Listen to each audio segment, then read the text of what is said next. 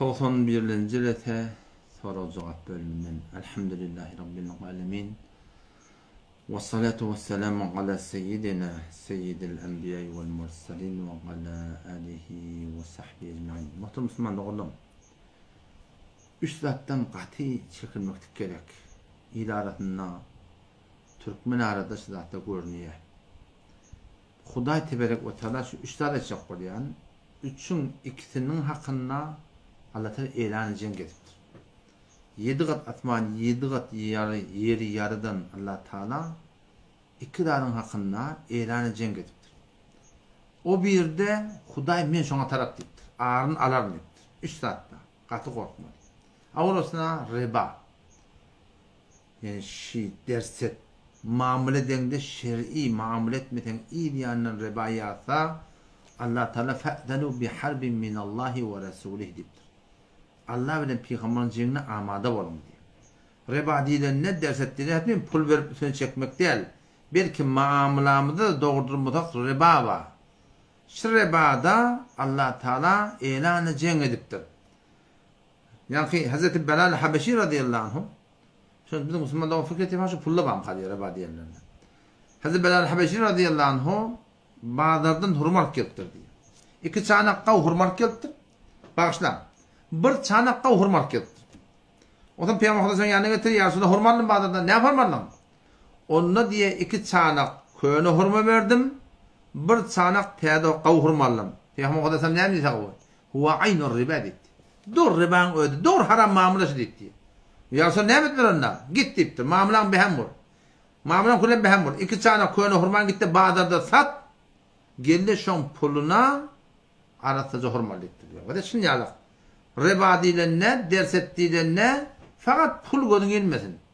Hatta mal veriyen, mal alayan, yetem anam suretini var akimten, malın oldu sen suretini camiada var, ama tam paranı pul gerek dik geliyor adam.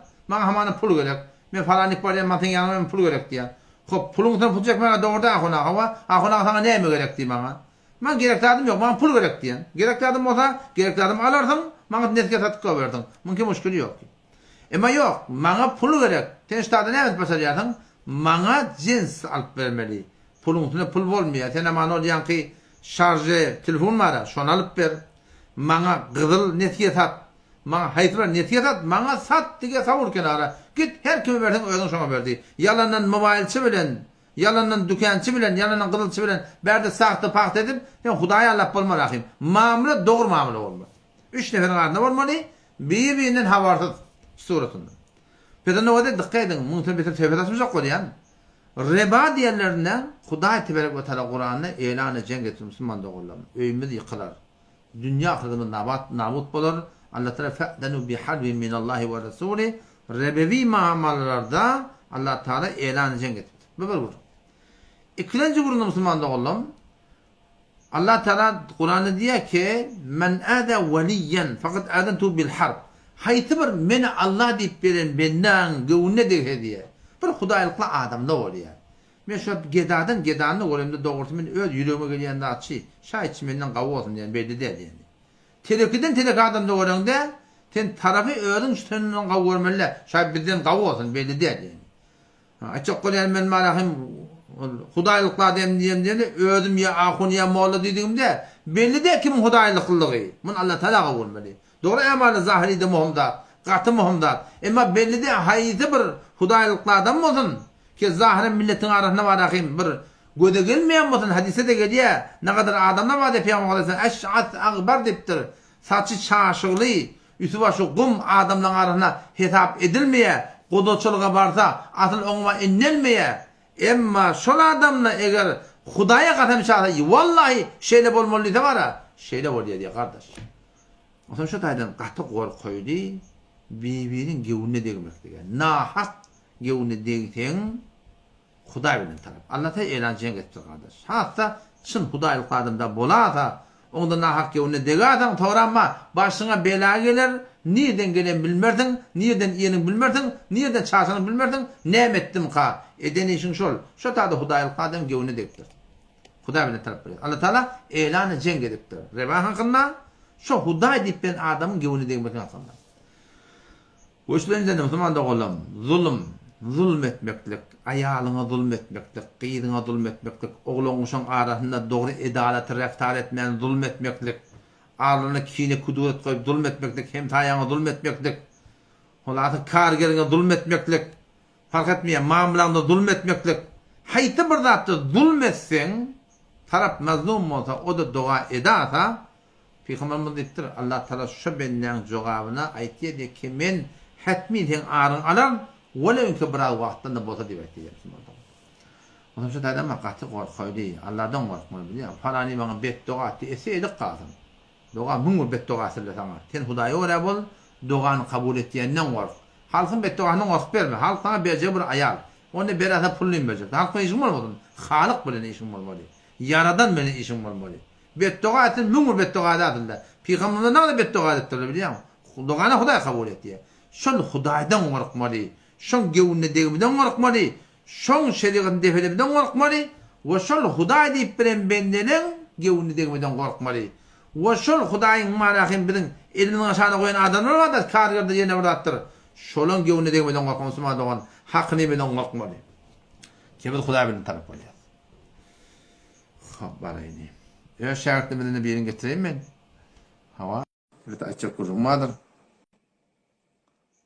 Hop.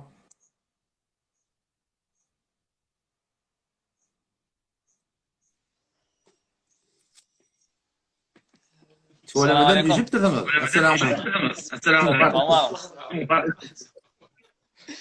Damat yok. Damat yok.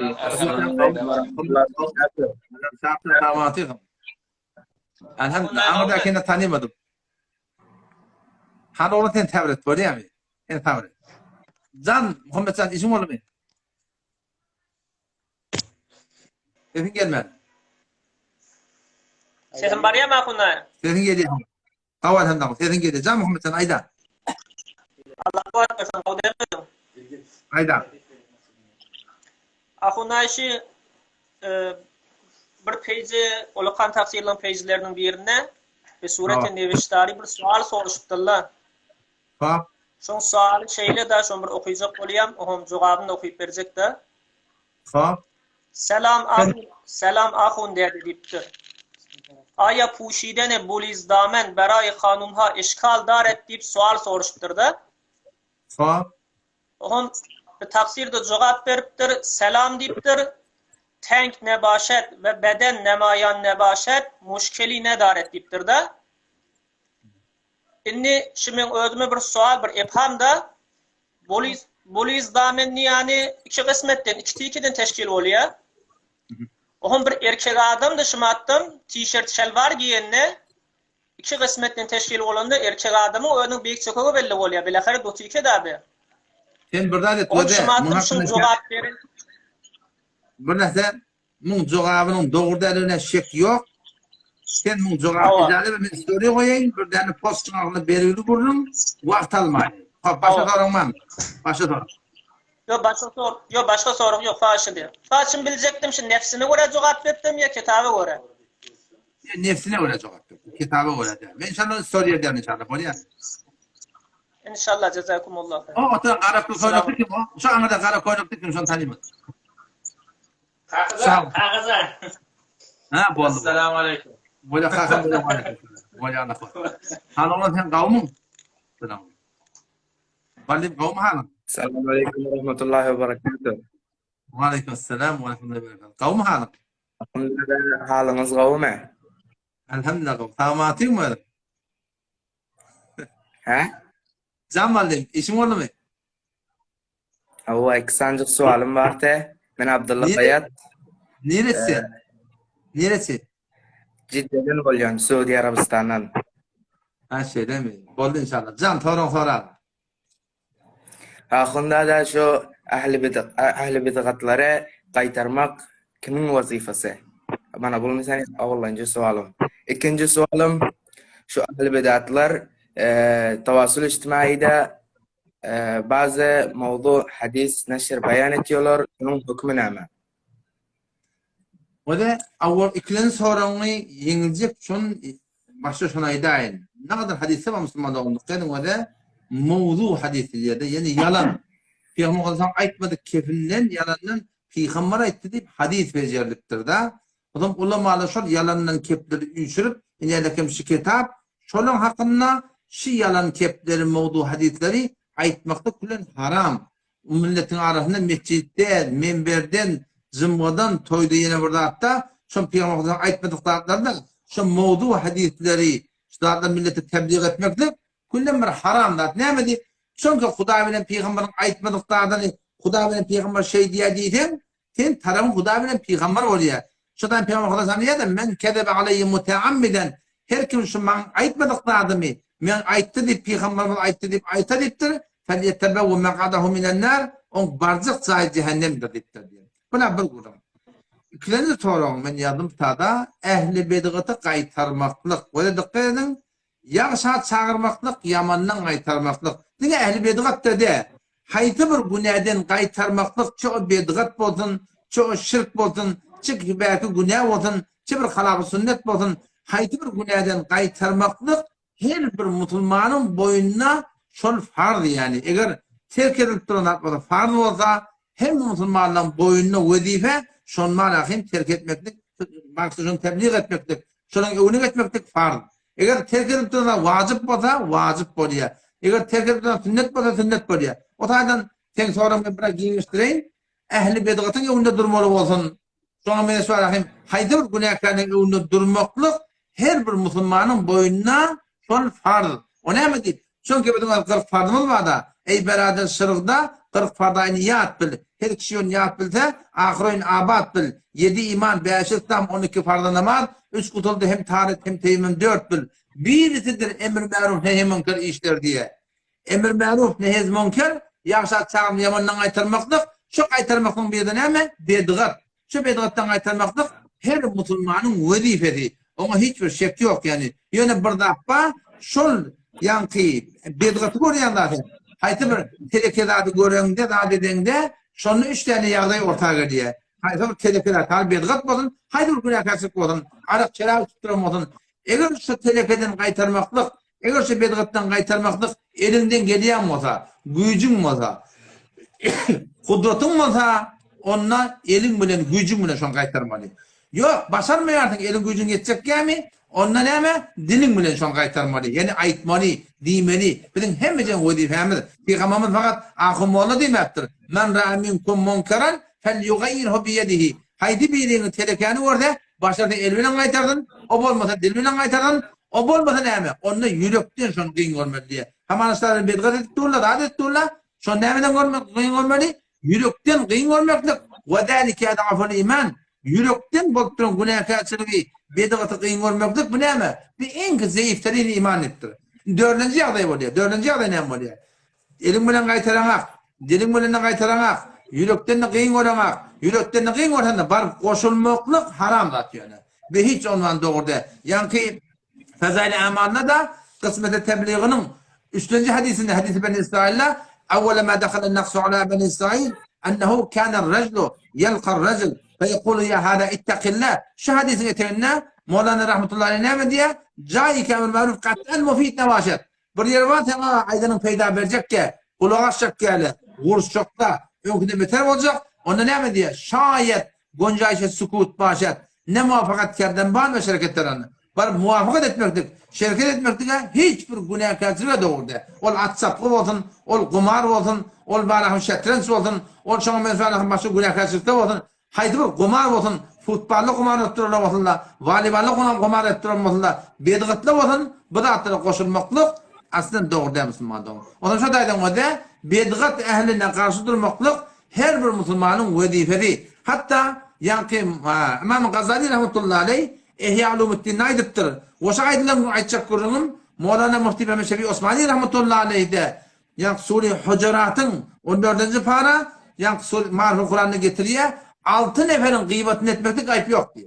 Yani 6 neferin gıybatını keplemekten ayıp yok diye. Birine mi ehli bedgat diye. Şu ehli bedgatı millete tanıtmaklık, aytmaklık demektir. Elbette bir dakika yöne. İhtiram bilen at tutmalı. Fiile hürmet bilen. Bir edebiyet belli ayacak yani. Edip bilen telefonuna aytmalı. Adım tutsan da fiile olan hürmet bilen ahun olsa ahunni, ustad olsa ustaddi, moğla olsa moğladi. Bir edebi etmek bir hiç ondan doğru değil. Bir edebi etmeyecek. Şu marafşı doğrusunda ehli bedgatın ödünde tanıtmalı. Ehli bedgatını tanıtmalı. Hatta Reddül Muhtar'ın başlarında geliyor. Reddül Muhtar bir kitabımız var. Şun mukaddimetine geliyor. Mineddini keşfu sitri an kulli kâdib ve an kulli bid'iyyin ata bil acayib ve levla ricalun mu'minun lehuddimet sevâmi'u min dinillah sevâmi'u dinillah min kulli canib. Yani ne demek istiyor ya? Eğer varahim mineddini şu dinden şu diye. Dinin vazifesi. Namaz bir vazife oluşarak, arada bir vazife oluşarak, zekat bir vazife oluşarak, şu da dinden neme? Keşfu sitri an kulli kâdib. Haydi bir yalan sademi ki Peygamber'in doğrunu gitti millete halak şeriatları öğretipti. Şun perdesini yırtmalı. Şun kimliğini bildirmeli. Ve kulli bid'iyyin ata bil acayib. Bir adam ki ehli bid'at bulup yok yolunu kelpe. Şunu millete tanıtmalı. Felevla ricalun mu'minun lehuddimet diye. Ay imanlı adamla bolmasaydı bana değme deyip otururlar o da Allah Teala'nın dinine küllen dargar gider diye biliyor musun? O tabi şu taydan balıcığım şu cüre ehli bid'at bilen karşı durmaklık her Müslümanın elinden gelen miqdarsa şuların boyuna far. Elinden gelen eli bilen, bolmasa dili bilen, bolmasa yürekten şu an kıyın görüp savurmalı ve hiç ondan koşulmaklık icadı yok. Ha sen oğlan mı? Öyle kanatla sordum. Seni iverttirle de belli oluyor. Can bana başışın var mı? Düşündüm. Başışın var mı? Hakkında da benim dadelerim, kakalarım emmesi sizin tabliğlerinizi istiyor. Afganistan'da mantıkalarımızda da istiyor. Köp ehli bidatlar bağda emmesi siz yaxşı tarik, savab tarik veren uğradı otuyorsunuz tabliğlerinizi istiboti. Benim 20 para Kur'aniyatla benim siz yana hafız bulayın. Hakkıma dua edin. İnşallah. Başka yapım yok. Cezakumullah khair. Böyle. Allah kabul etsin. Selamun aleyküm. Cezakumullah. Elhamdülillah. Mekke'de de menel havarım bolsundan Cedde'de 1000 öydağı Türkmen madi beşti. Ken millet badiyacılar. Türkmenlerden, Afganistan Türkmenlerinden, Kadim Türkmenistan'ın Türkmenlerinden, Pakistan'ın Türkmenlerinden 1000 öydağı badi beşti. Demek kadar oranı gül yazacak oraya değil mi? 20 para Kur'an yaktık.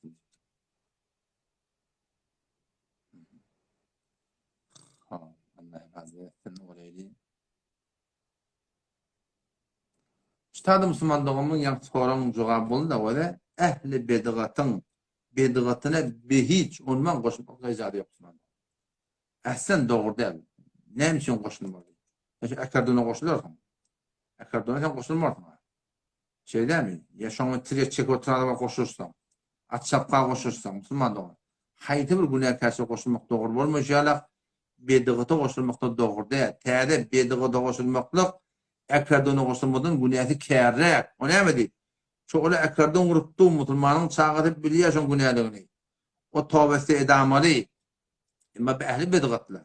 Böyle bedgat ettiyerler, mıntığa bilbetiyorlar. Böyle hiç de tövbe etmiyorlar. Sen yana bir tutarlar. Bak koşul da seni teyit emra eden adam oluyorsun. O kadar mümkün biter. Onun kaimrak olacak. Biliyor musun? Hiç hatta ehli bedgatına koşulma Müslüman. Ağayı şemsi getireydi kimde olsa. Ya samadım. Ağayı Resulü Puyan. Resulullah hendur da men başlardan ketekli bir hakim yok yani. Baştaki Müslüman da oğlum getirecek oluyor.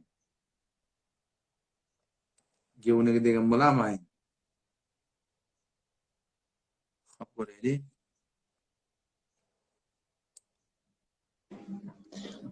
Selamun aleyküm Ustad. Ve aleykümselam ve rahmetullahi ve berekatuhu. Odam hava yaxşımı? Sağ elhamdülillah. Camzımın o. Ustad xanandagiň çoň mawlidine bir gurrun mertemdi. Ne men kanundaki? Aydın sağlamış. Ha. Caz toy poy. Ve de kâzatla oluyor. Bizim dinimizde mezhebi oluyor. Yani Hanefi mezhep pırdat diye, o mezhep pırdat diye. İkisi de ya soğa fetva veripti da, olan öğrenirken doğru oluyor, bizimki doğru oluyor. Bu udak kurun elbette. Her mahalli istidlal oluyor, ciddi tabla mesele oluyor. Olur iştihad ettiye, bulur iştihad ettiye, mezhebi kurum oluyor. Her kim öz mezhebine kaim durmalı, ikisi de soğa. Bu bir kurum. Emma ne kadar dağıtla oluyor ehl-i sünnette? Ona ecmaî diye. Yani 4 mezhepte bir hüküm var. 4 mezhep ehl-i sünnet şu hakkında hemmeti bir dağıt deyiptir. Ne mi deyip? Çünkü kıyımlamanı Hudaý Teala pak kelamına, Peygamber hadisine hiçbir yer koymaktır. Onun için daydan müzik, saz, kızık, dutar, gitar, hayti bir hanendegi keşun konşu yankı düngür bilen kuruyalar ahi. Şon haramlığı benesi Kur'an sabittat. Her kim okuyacak kutabat okuyudun. Sure-i Luqman 5. ayet ve minen nasi belki 3. ayet bakın ve minen nasi men yeşteri lehvel hadisi liyudille an sebilillah diye Hudaý Teala şu tarzı şoları okuyan Arapça diye şu ayetin tefsirine Peygamber Aleyhisselam ne kadar ahadis raylıptır. Kişi sazı, musiki, gıcığı, du tarzları Peygamber mahsus şıdattır devmenimen gelin diye. O zaman bu da haramlığına hiçbir şek yok. Bu da atladan kazanç ettiyen adamdan da kazancının şondan kazanç ettiyen bu da. Ama bu adam da başta da kazanç ettiyen yazılar var. Ama bu da vakaptan da şu böyledir kazanç eden adamın %100 haramlığına hiçbir şek yok. Ola adamların yaşayışında bereket bolmar, son hayır bolmar, son öde bu da günah kebire Müslüman doğru. Dikkatin öde günah kebire diğerleri tehlikeli kişi forum. Eğer şu adam şundan tövbe etmedi. Şia şaptı Müslümançılık, namazı boza olsun, dehleti boza olsun. Ama hayır bir günah kebire bilin. Adam yaşa verse, ahirden de şöyle barda, Hudaý Teala şuradan iman yüreğinin çıkarma diye, imansız gitti diye Hudaý Teala yani. Ondan sonra da sen biraz şu camiadan görüyorsun.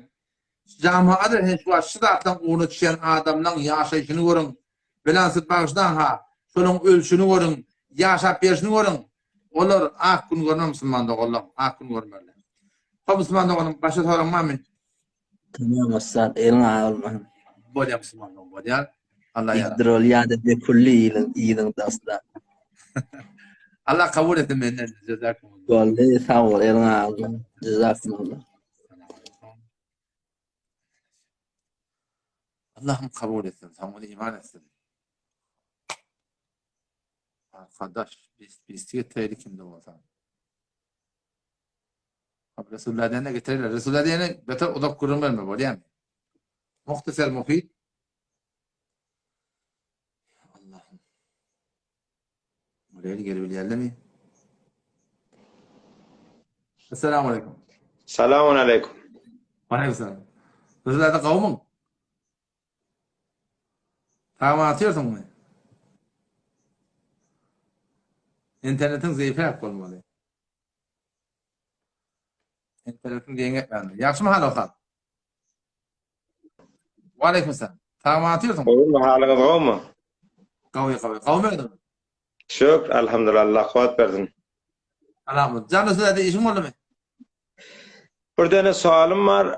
Elbette senin live'lan gayraz bahsi mezhebi ayrı bir bereketleri de var. Onun içinde her birine gelip bir sual ediyor. Sualın içinde neçe hidayetli oluyor inşallah. Başka olurlar da, başka tamaşaçılar da, başka dinleyiciler de ondan ön kalıp yani ondan bereketlerini yerle. Benim bir tane mevzum var. Ondan da bir tane sualım var. Vaktim kendim alacaklar. Mevzu şu vakt müşkile esası öğlen içinde raftarı nabehencar ya nahasteyi çağıla da guşiyle ellerine şu fakat demirtir turdula çağılan eline guşi ağlap Ali'ye xahiş temenni edip ecetinden Ali'ye falan diye dergir şu guşiyle çağılam. Bunun edamasına bir bahsi hem felsefisi var hem ravan içtimaisi var. Şuları ben edeyim. Bu ece atayım geçti bana ay guşini taşlı ay falan ettin ay internet harcını sen bir de bedbaht etti sen giyecek onu der sokağına guşinin içinde falan iptani bana hey zade diyelle feşar veriyelle. Hop sen bu unvanı ece bu unvanı ata aya bir meşgulat ma'gul şu çağa guşini elinden alandan sonra buradadın var mı? Guşini gittin elinden zorlap aldın ya hoşuma bilen aldın bu çağa ta ertirecek onun bu döwranın çağalar. Ki fahmide basavat aslan hey whatever roşan bu fakat böyle divarı olasın öyle baksın asmana baksın ta ne etmeli bu çağa. Sen bunun ayandasına bunun ayandığı bir sıçar saatine ayandığı yek saatine bir meşgulat fikrettin mi?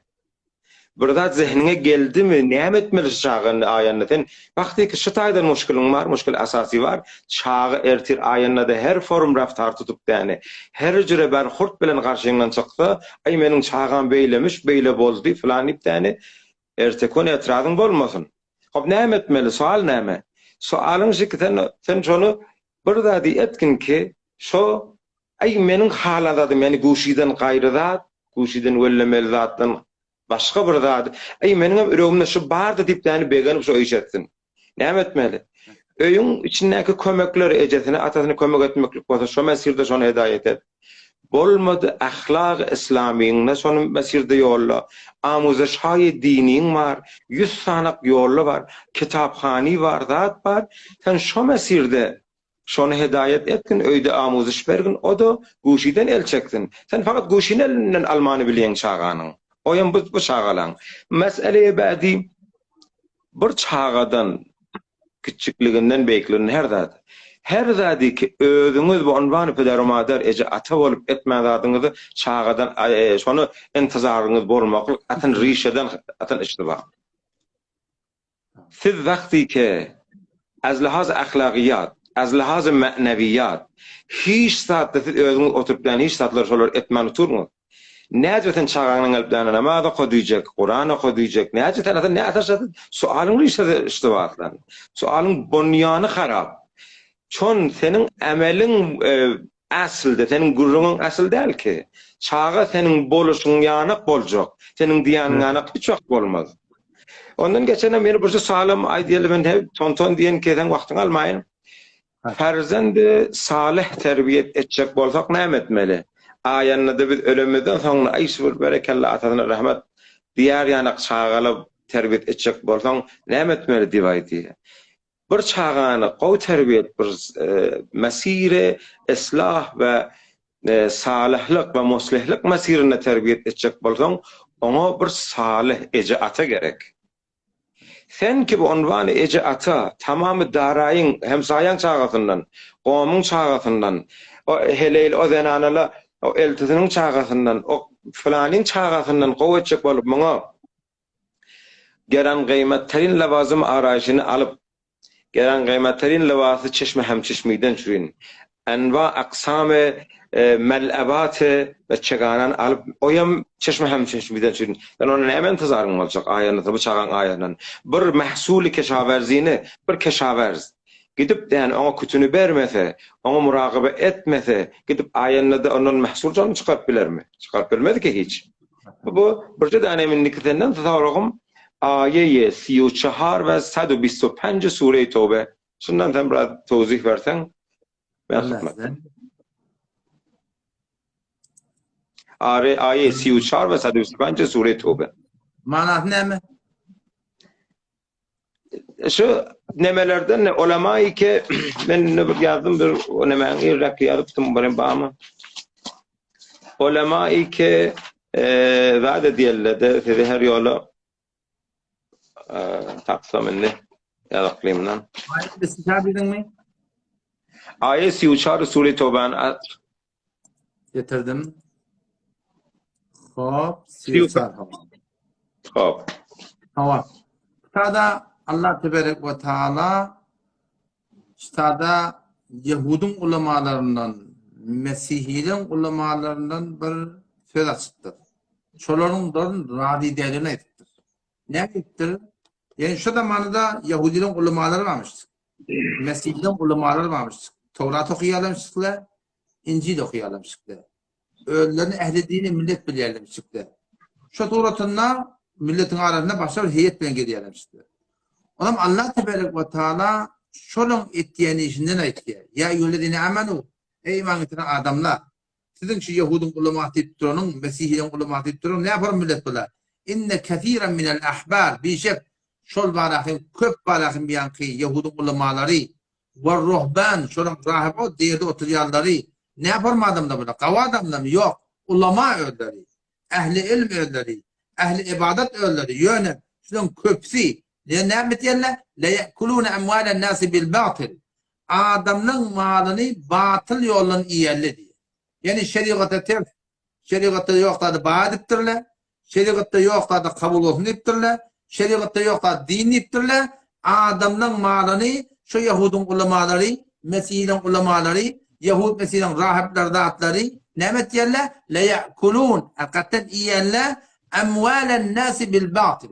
Adamның malını batıl yollan yiyenler. Sonra ne diyorlar? Ve yasuddun an sabilillah. Şu zamanlar kedeke Yahudun ulamaları, Mesih'in ulamaları adamları Allah Teala'nın yolundan alıp diye. Hop o taraftan adamdan malını batıl tarikatına alıptırlar. Bu taraftan Allah Teala'nın yolundan adamdan alıp başa ne diyorlar? وَالَّذ۪ينَ olar ki يَكْنِزُونَ الذَّهَبَ وَالْفِرْضَ. Böylese. Sanmın yanlış bayın. Ola yankı Allah Teala batıl iyaliydi. Yine de ola adamlar ki يَكْنِزُونَ الذَّهَبَ وَالْفِرْضَ. Gıbırlı kümüşü ne diyorlar? İşul koyaptırlar. Batıl koyarlar. وَلَا يُنْفِقُونَ فِي سَب۪يلِ اللّٰهِ. Mık üşür vermeyenler. Mık dekadın vermeyenler. فَبَشِّرْهُمْ بِعَذَابٍ اَل۪يمٍ. Allah Teala olara bir azab-ı dertnak bir necat bir. Azab-ı dertnakın bir tefsirine geliyor. Şu azap şeyli bir azap diye öd azaplığına dertte diye da şecre bir dertçıl azap kişinin öd adamın ödü şu azabından dertte diye. O da şu taydan şu ayada üç cemaate Huday Teala hoştar veriptir. Ulamalar ki ulama boluptur Yahudda, rahipler ki rahip boluptur. Yani şu zamanın malan bilansı başta pirler diye ayttığı da şu zamanın pirler diye ayttığı, rahip diye ayttığı. Ve onlar ki öşür zekatlar vermeyenler şuran barcak cahide orada cehennem diye tuğda ayttığı. Hop Allah korusun. Başka ne hayat Biri servis penç. Şu suradan. Do penç. Getireyin. Hop. Seddo bisto penç. Hava. Bu tane Allah Tebarek ve Teala başta imanlı adamları hükmediptir 23. ayette ki şu kafirlerin uğraşmaklık, kafirlerin önüne kaim katılıkla durmaklık. Ama arada basit münafıklar var diye da. Ve izâ men unzile suretun arada bilansız Müslümanlar şinasnameyi var. Medine Münevvere'de her vakit ki bir ayet-i Kur'an bir sure indirilen Huda taraftan فَمِنْهُمْ مَنْ يَقُولُ اَيُّكُمْ زَادَتُ هَذِي اِيمَانًا. Dini, diyaneti, Kur'an'ı maskar edip şu sure اِنَّ اَعْتَنَيَكَ الْكَوْتَرِ tebbetiyete falan hayatının imanını arttırdı diye maskar et ya diyor. فَاَمَّا آمَنُوا فَزَادَتُمْ اِيمَانُ وَهُمْ يَسْتَبْشِرُونَ. Şunu imanlı adamlara Kur'an inmektir bulen, şu suran inmektir bulen iman kabilinde onu hoş oluyorlar diye. Ama وَاَمَّا الَّذِينَ فِي قُلُوبِهِمْ مَرَضٌ. O adamlar ki, o Müslümanlar ki yüreklerinde melilçilik var. Yani doğru iman yok, doğruya gitmek niyet yok. Allah Teala ne diyor? فَزَادَتُمْ رِسْتًا اِلَى رِسْتِهِمْ. Olur ki yüreklerinde melilçilik var. İslam'ın aleyhine kepliğiyle adı Müslüman, Kur'an'ın aleyhine kepliği adı Müslüman. فَزَادَتُمْ رِسْتًا اِلَى رِسْتِهِمْ. Olan pelidiyetini telekelin Allah'ta üstüne arttıracak. وَمَاتُوا وَهُمْ كَافِرُونَ. İleride ölülerine Huday hakikaten ola imansızlık içecekliğinden işte haber getiriyor. O zaman şu da şu yankı baştaki okuyan ayet 20. ayet oldu mu? O kıtadaki orada 20. ayet oldu. Başka ayetimin neresi ayet oldu? Sivçar. 34. 34. ayet Sure-i Tevbe'den. O bu taraftan ne var akıyım? 20. ayet Sure-i Tevbe'den. O taraftan şu ulamalara, şu ulamalara, rahip var, şunu yapar, keşiş dağıtları ki var, ibadet ettiyenler, onları ki üsürde kadın vermeyenler, o adamlar iki var, yürekleri diyanetin hakkında doğurdu. Adı Müslüman da olsa, La ilahe illallah Muhammed Resulullah diyseler, o da ileride Huday hakkında ölümü vaktında iman olurdan selp olup imanın geçecekten Huday da ayettir. Elinize ağırmasın. Teşekkür. Bir tane bir mesele diyen bir mesele var şu live'larda ya husus mezhebi sitenin live'larında da var. Bazı yani şirket kunanlar aydan bir qaraçı diyeyim. Ay bir qaraçı bida bilemedik, bida falan çon raf teklif tabi, öyle de bir raf teklif şayet der haleti gumrahi bolsun, gumrahi zalalet manzurum değil, şayet mesela lahaz savadi şonla bolsun, eğer onunla bolsa ki kabil kabul, eğer bolmasa bir unvan bir hem kahili ve susti için ne var? Vakti ki sen bu unvanı men qaraçı diyen falan diyen zade diyen sen der sureti ki senden kabil kabul, eğer sen şu qaraçı halatına halkın oturan yerine bir cem'e men hemme zatları bir ravanşinasi ijtimai bilen goşuyon ki şu adamlaryň şahsiýeti, mowqiyeti, vaziyeti bilen mutabık geler ýanykda. Türkmen dilime gaýtarjak bolan içinde biraz hutup goýda başlarsyňyz. Eger sen ýani bir şahsy has men hatta men her kişi. Her wagtykdan garaçy dip aýdýan men hiç sady bilmeýän ýene de suallaňam şoňa beraber bir nemerek bir gowgonjuluk bar içinde. Eger sen garaçy halatyňda oturan ýeriňde halkyň gıybatyny edip bilmeýän bolsaň, başarmak däl. Yani bir adam fahmyň bolmasa, gıybaty fahmyň bolmasa, oturan ýerine halkyň namusyny falan edipdir diýip eşdip onu aýry kişä gurrun berip bilmeýän bolsaň, oňa da fahmyň bolmasa, näinki tabana iň bolup etmeýänmiň o däl. Fahmyň bolmasa, eger falan zady falan ýene berdaş edip bilmesiň, fahmyň bolmasa, onda sen garaçy bolarsyň. Amma dersuletik oturşa edipdirin, sen gurruna da oturuň, sen jem'iň içinde bir hutnama ay hoşirini etjek bolup dän, ay falany, ay onu goýsaň ay, o falan ay onu hanawadaty beýle de oto habary da ýok. Sen şu zatlar eger başaryp bilen bolsaň, sen pas Qur'any mokap bilýändirin. Sen Hudaý sana kudret beripdir, şu da tabanaý beripdir. Diniňe da tahqiq etmäne tabanaý beripdir, Qur'anyňa tahqiq etmäne tabanaý beripdir. Hubebedi, pisligi, gowlugy, fesq, fujur joda etmekligi sana tabanaý beripdir. Sen eger gaýrazyn boljak bolsa, özüňi täbire etjek bolýan, towjih bolýar bunyň. Has bu towjih bolýan, özüň aldyma we men özümi aldymaýyn. Zamanyky sen Qur'any awvel okuýan, hiç sat bilmeýän. Seriýe dowum okuýan, bir nazara gaýby adatda aýoňa repti bar diýen. Sevumin seri okuyan 3-4 tane matlaby içinden alýan. 5-nji seri Hudaýdan hey her lehzetinde hedayet ihsany kitap bolýar, falan bolýar. Şükürün var oturan live'lada hemme şu mesire hedayetde da. Şonuň üçin hemmemiz zamanyky özümiz ıqdam etmejek bolsak bizi bir nejat berjek adam poçtukdan geljek adam ýok. Hafız şimdi yani Hafız Yolma, Ali, Nagi, Tagi her kişi bolsun. Gelip dersul bir Peygamber ezbeski renjişde, ezbeski ağlamak halatında formunda bolup aydınna nemeden vahiy gelýär, sen özüňi bu dagar zejire taşlajak bolma. Senin diýäniň bilen hedayet bolmaz, men hedayet eder mesirine goýmadym, bolmaz. Pes Hafız Yolmayam gelen bolsa, aýry bir ýerden şu mesirde hedayet mesirine gelen bolsa, o wezifesini enjam berýär. Wezifeyi muzaf bilinki, şu mesirde bilim talaş etmeli. Hiç zat muhtat ýok ki. Şu mufti bir zat bermeýär. Beşte muftilerden hurilary, helelere falan erkeklerde gidip den 10 tane huri aljak, o huriýana gitjek bolmadan bir talaş etdiňler. Men hyzmatda. Bir zatda da wede şu biz wagty doktorlar hakyny gyzawat etýär, teraşkan hakyny gyzawat etýär, nanwalar hakyny gyzawat etýär. Şoňa men bakkala hakyny gyzawat etýär, gyzylçyňyny gyzawat etýär. Aga biz şol üçin ustasy däl. Biz şol hakyna etýän şoňa kamil ilmi ýok. Ýöne biz bir zady görýär. Şolaň amelini görýär. Amel kädini görýär. Men doktor hakyna etýär, onu etjekene. Hop näme görtdiň şondan? Amal görtdiň. Şu amal adam saydıya, keplime hem de kepliyerde bilýär. Odam şu da sadece gurun şu da vakti ki berdiýän gurun Huda bilen Peýgamberiň kelam diými? Şu bolup berşi ödemeli, amaly ödemeli, amal bilen adamyň numara bermeli. Men ilmim ýok diýmekden manasy ýok. Ýene de bir zat edin işte o da Hudaý Teala Qur'anyna "Kul in kuntum tuhibbunallah fattabi'uni" diýdi. Aýt şu ummatyňa. Eger Allah Taala gowryan bolsaň, men Muhammedim sallallahu aleyhi ve sellem da bir adam hudaýlykly bolmasa tawfik berilmeýär ittiba sünnet etmekdir. Sünnet elek bilýärmi? Sünnet näme Hanefi mezhepde? Hanefi mezhep elek. Her kim hudaýlykly bolmasa, aga men gadan isbatýan. Şol adama tawfik berilmeýär, ittiba sünnet Resulullah sallallahu aleyhi ve sellem etmekdir. Ittiba sünnet diýende faqat hakkalyň gurunda. Ittiba sünnet başdan ýaga. Hicap bolsun, mehrem bolsun, namehrem bolsun, salam bolsun, saymon bolsun, toy bolsun, her bir zatda. Bir adam hudaýlykly bolmasa, Allah ta tawfik bermeýär şoňa. Düşe görtükse, biz bilen nagdar okuýarlar ba, hemmetse okuyan adamyz bir.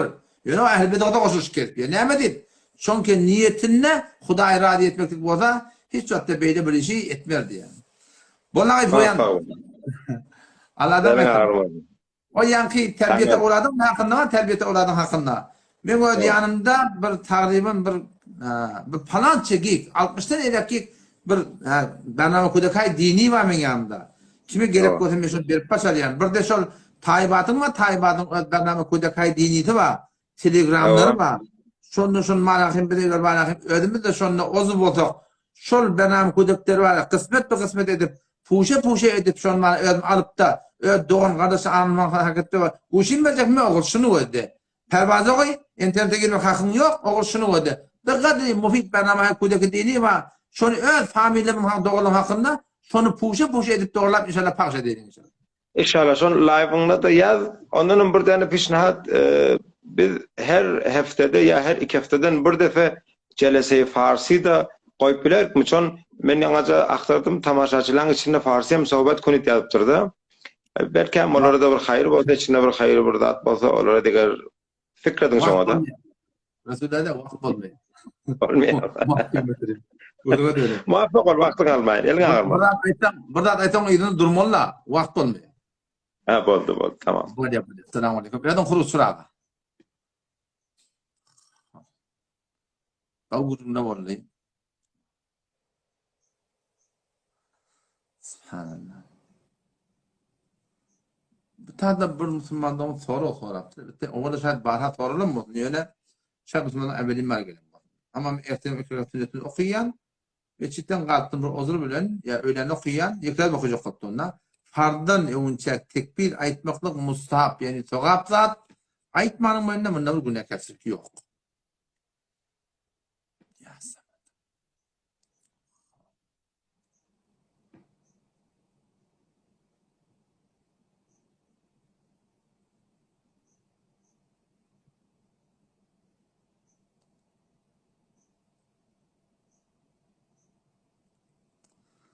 Hazreti Ömer radıyallahu anh hakkında gurrun verdiktir. Bir lahza kutiyarını yerde koydum.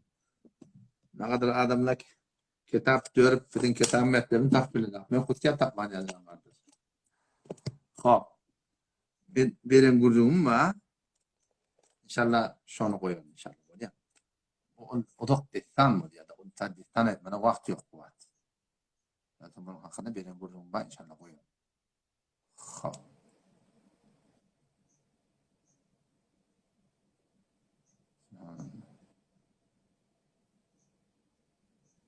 Mufti sahipte var ahim şol. O sizden böyle mihmanıken. Subhanallah. Allah kuat verin kardeş. Olun 8 maşin Beluçistan'da mihman yaptı. Allah kuat verin arkadaşlar öyle duruyor Allah. On sen live koy diyen de ben ne live koyun. Oğlun çok ödün ki qiyq çiq o da çok orada Beluç mun ödün ki de dorak biliyen. On bunu saklap koyun biliyen. Bolmuyor diye. Ya zalim bilen koyacak bende. Ha. Barayli ağaya rağmen onsa da biz pencado teaccüp demi. Hop. Ağay Tahir Muradi. Selamun aleyküm. Selamünaleyküm. Aleyküm. Hal olan kavmum. Sağma atıyorsun. Ne bileyim ama Elhamdülillah kavmum. Zamsın ben oğlum. bu şükür. Bir sualım var. Tamam. Bir o bir nedir? Doğru mu doğru değil mi? Bu da bimeli 2 forum. Ben 3-4 forumda buldum. Bir bimeli selametimiz var. Meccani. Müşkülü yok. Bir bimeli ecbari var. Maşin, motor, karxanan var, kargörlen dağıtlankı. Mümkün çeyren yok. Ecada. Bir bimeli xadamat-ı dermani var. Temin içtimai işi dağıtlar. Ecada. Bir bimeli hat buluyor. Yani bir bahalı oluyor da dol var. Diyaliz etmeli falan etmeli. Şoları da bim etmekteki ecada. Berdeki bimayı ihtiyari ki ihtiyarın ma ecbari de yok. Bunları ecada yok. Bu da doğru değil. Bimi ömrün de son cümlesinden doğru değil. Bir Rus'tayı değil mi? Rus'tayı Bimi Rusay meccanidir. Bimi Rusay muşkili yok. Müşkil yok mu? Bimi Rusay Yok mesela bir bimele var. Mesela sen Jack Tuğ'un döküyor. Devlet mesela Jack Tuğ'un böyle tarafından koyuyor. Şöyle diyeceksin ama mesela bir bimele yaptı. Mesela Rus'tayı yani. Şöyle çok önemli. O da hadamat-ı dermaniden şeyim şu var. Temin içtimai icade veriliyor. İşte berdeki ikiyen rahatlar. Rus'tayı aşağı yeri ya bime diye. Biliyor şöyle çok önemli. O da aşağı yeri işi zaten ilk ortada var. Eğer şu hadamat-ı dermaniden şeyim olsa temin içtimaiden şey o var bir tesilat gayri şey diyorlar vata şonun için vata müşkili yok. Başka mı Doğru bunun abi. temin içtimaiden başka dava dermanından başka geçen adamı etmeliler. Bu da doğru. Doğru. Ha boli akına elin ağzına Bolya sağ ol. bana onu bolya. Allah yararım olsun. Boli akına şey. Hayır amin.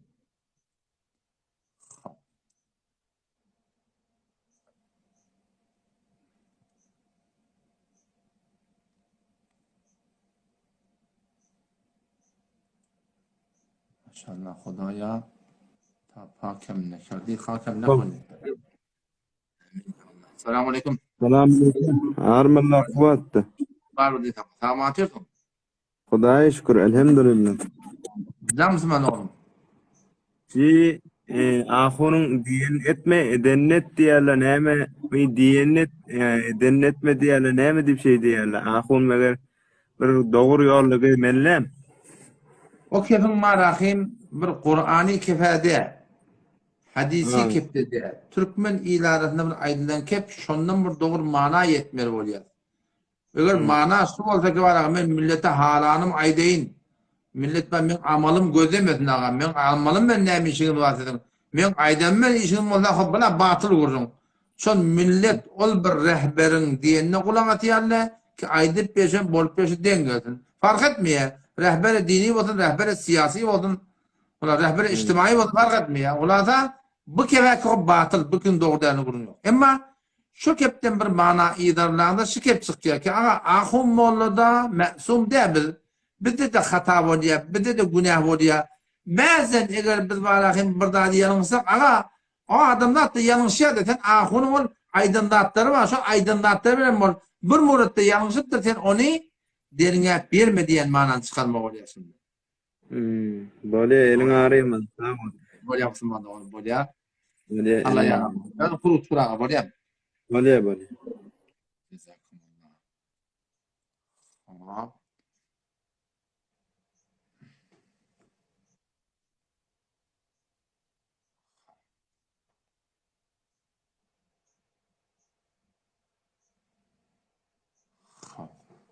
Yani kelam olur inşallah.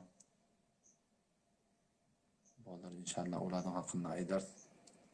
Subhanallah. Fahir okumayam diptir. Subhanallah. Az ziyade oldum yan. Yaxda önce okladım.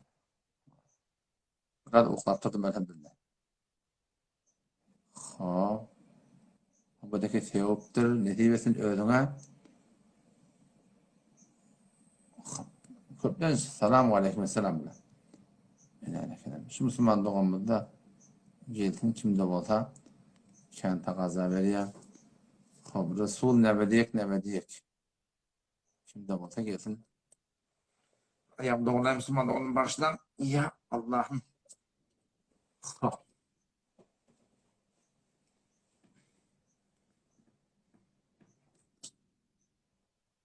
Gelmesin yazık oldu.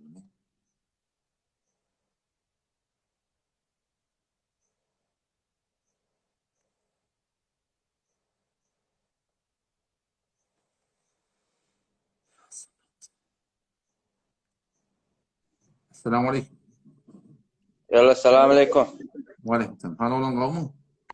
Kaba Xuda berene şükür. Allah kuvat versin. Zeytin selam. Selamatım. Camsın bana oğlum. Emir sahib bir sualım vardı. Bir neçe öylere baranda şoň 8-nde iwandan minmeýän atyň naly we bir görsen göňräm gözeten hotozakda goýapdyr. Bir evvelki soala galamy? Hava. İkilenci de dämi şu aralygymyzda zindigi edip ýören ýerlerimizde dämi İşan Hoca Seyit çylady bada bilýär. Ine olada her işler edip ýörler bir amelleriň görende bir söýgütlüde de bir kawsaken ine şolara ehtiram goýmasaň bir form itinde bir hali goýup görmedi işýana bolýar bilýär. Ine şolaň hakyna näzirler. Bir de dämi biz türkmen arada bolarmy ýa? Ya ayda. Türkmen aralykda dämi men şeriata görä toy tutjak bolsam, dogallam toy tutjak bolsa, eýni dini suraty näzirek. Elaň ağırmadyň men bir öz deliyje şeriat eldi. Selamat bebek. Temin tanımadım. Tanımadım. Allah Suat tanımadım. Hava tanımadı. Ol palla bardatta botol oýarlar. Ya atın naly bir bihuda harc etmekdir. Bu gerek datda bir bihudda pul berip bihudda ýaşaýar. Onlar ne bir faýda dini var, ne bir faýda dünýevi var. Bunda hiç bir dat. Doğru. Bular bir. Doğru. İkincine hoca teyit bolup, hocalygyny taklamajak bolsa, biz emir ma'ruf nehy münker etmekdik bizim boynumuzda. Tarap hoca Doğru. bolsun, teyit bolsun. Her kim bolsun.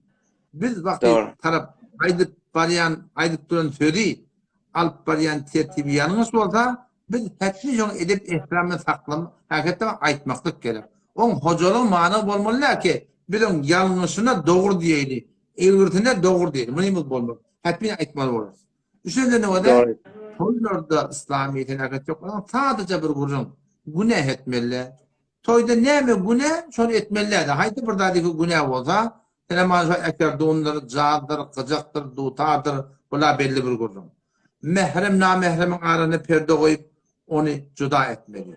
Damat tarap, gyýy tarapy ödemeli, gyýy tarap damat tarap mali taýdan çeşme edip, riyakary edip, ýene bir zat edip, köýde bergili, Erustama şadamat da var, Eruskalmyda bergili, bu forum çeşme edip, şerke bu Huda ulukan günahkarçılık, bu da atladan gevren çekmeli. Toy etcek bolsam, bu tehdde, bu falan, bizce gurunları belkol ayırmalı.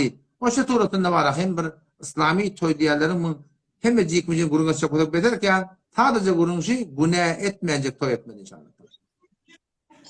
Bir neçe gurunlar var da toýda däme şuat nagaty dergiri bolýar birýärlerinden kıyın orýarlar. Ana getirmeli, uza getirmeli, elleştirmeli, bir zat bitip, oňa talap bermeli, ol falan etmeli. Şulaň hemmesi men öz nezerimden berdek gelen näme? Soraňda da şular näme etjek diýende depde, çykansyny depde, ýöne depde. Kän harçlyk bolup däme şular ýokuda däm şular men nezerim. Yehud tahta da, gerek tahta. Yan aýtdym ama o da iki taraf birbirine. Hamany men barym moda oja gerekmi Mehdi'den bilýärmi? Bagym moda toklu gerekmi Mehdi'den.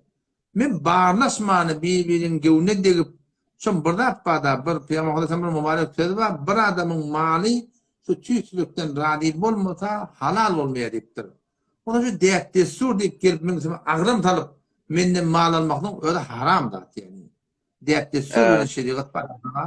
Bunun maldanmaklığı var. Bir de icazet vermektir. Şeriatın hakkın olsa alırsın. Hakkın yok da sen ne yaparım? Deyip de sürdük ona ağrıtmeli yapın. Doğru da deyip atılır. Jazakumullah. Assalamu alaikum. Tanrı yakan. Yok hayır. Tanrı yakan. Tanrı yakan. Assalamu alaikum. Assalamu alaikum. Sen Behruzan tenki hayfi.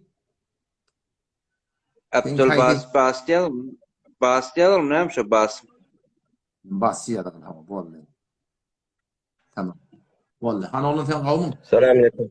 Aleykümselam. Selamatün. Elhamdülillah hacahum kavmi yaşmanı var. Selamatün. Zamsın oğlum. Hacahum bir klen sorağı vattı. Bilsem ayda. Men dedem ecem şula ayrılıptır da. Aha. Şulan gawurlarynyň başyna men aga jekjek, baga etjek. Näjek şol? Bunda bir gelişiklik yapmışım oğlum. Şon Kabristan diýen ýerlerden barmaklykdan iki maksat bar. Kabristana baranda bire şu ýatyrlar sen doga etmeli. Bir sam oky, näçe okyp beden oky. O ýerden hulwala da hiýetip onu oky. Okup toýlarym ýüdün gıbla gaşyn bakyp da elin terip ya Allah şunu men okuydum menden kabul et ýatan adamdan ruhlarına bakşyt. Ditte sortuna kim başlayan başlandı. Kilendenne kıyamatın yada salmaklık maksat. Otam Kabristan sen bağırken ilinen bolýar. Men aşağına kelewe bolýar. Keleweň aşağından bolýar, oturşuk bolýar, bırdak bolýar. Bilen sötte bıda manna bir din diýanatyň da bir zayıf bolan wagtlary. Belide awan jawanlatlykda da bar ama bağın kelewe tipar otada otakda tele edamary. Ertep gün bağ rişe urya etekden otam bol kabra o da adam alahim sen gajyakda otam rişen çapyp burda edip o dol başa gaýlyk. Bu da hatta kabristanyň hydyarden bağaçak bolan haýatynda ýaşardaryň malahym hakşara ýoluň urnyk oňa men inşallah bir çyn peýda bolup çylýar. Hop, başa. Şonu indi men bir pejden görüp aýtýanna bir olakon ulamalaryň biriniň gawrynyň başyna baga ekipdirler. Şondan görüp yani eger dogurda bolsa şu olakon olaman ba näme dip Gülistan etip koyupdyrlar şoň gabyryny. Şoňa aýdýan men. Şu datdan bir geregi ýok. Dany şaýat ba belli de, o da şaýat şu datdan kim haýdym kenal men bilemek. Şaýat o şu daty baý bolsun. Başga bir dap bolsun. Kulakda şu datda bir gelişkil dat ýapmysan.